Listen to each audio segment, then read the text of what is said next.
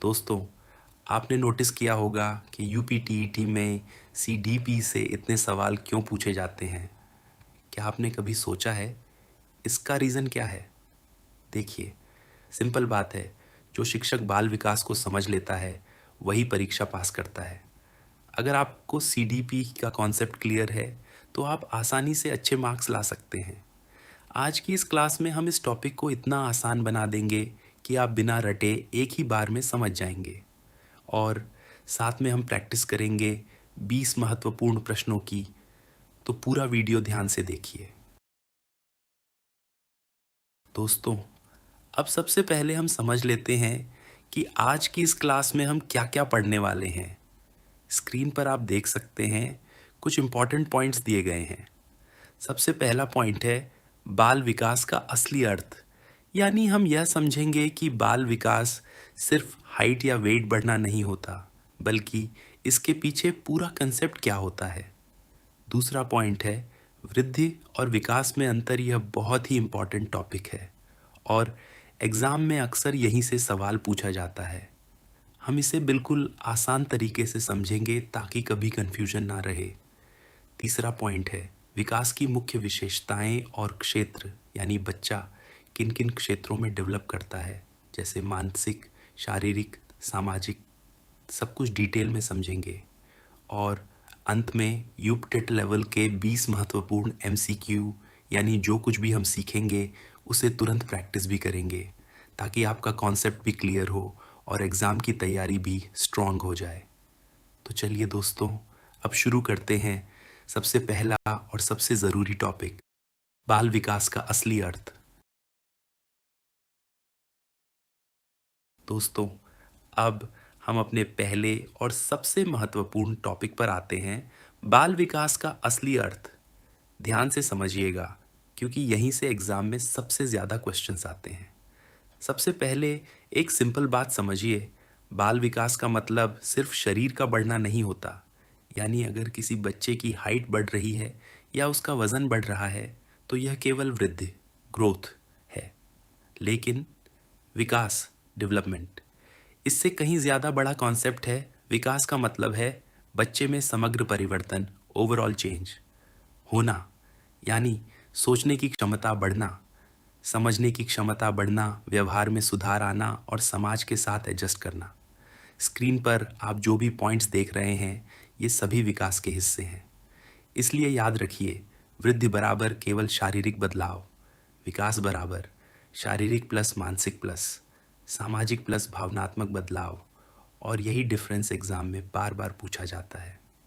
तो दोस्तों, अब आपको क्लियर हो गया होगा कि बाल विकास का असली मतलब क्या होता है। अब आगे बढ़ते हैं और समझते हैं वृद्धि और विकास में असली अंतर।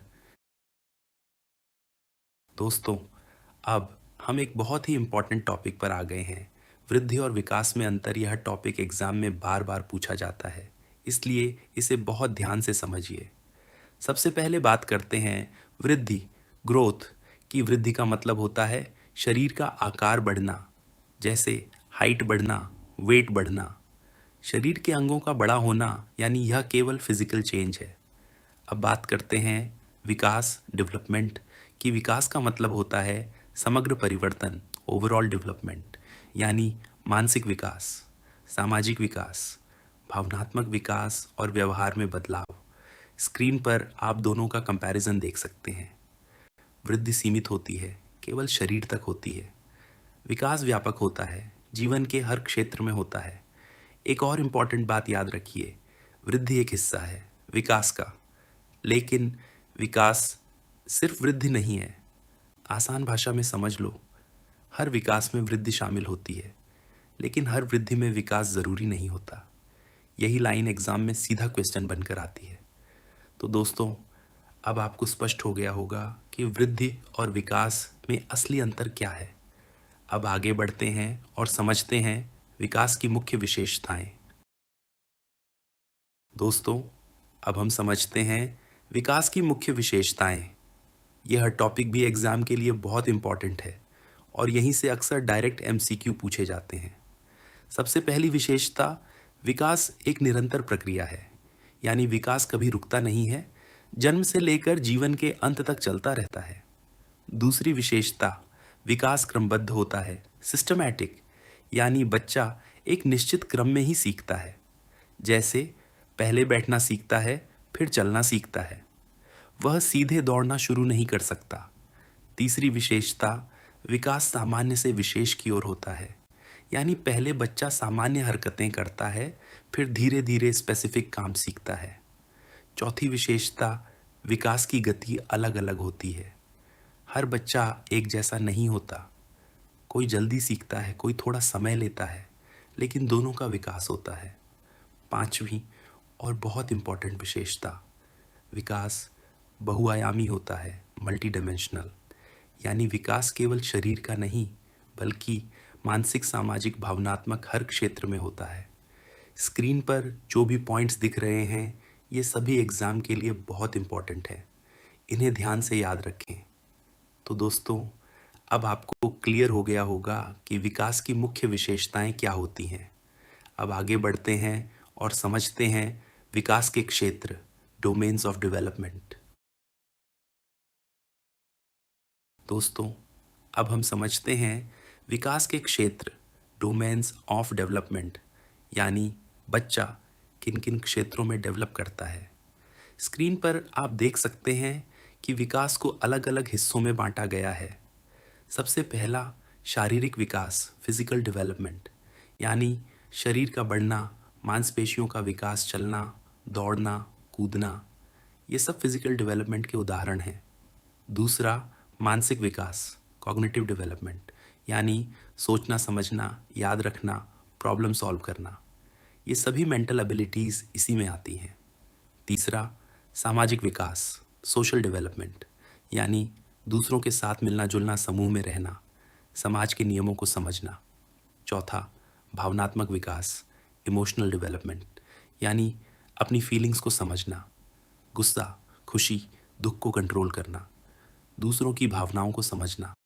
ध्यान रखिए, ये सभी क्षेत्र आपस में जुड़े हुए होते हैं। अगर एक क्षेत्र प्रभावित होता है तो बाकी क्षेत्रों पर भी असर पड़ता है।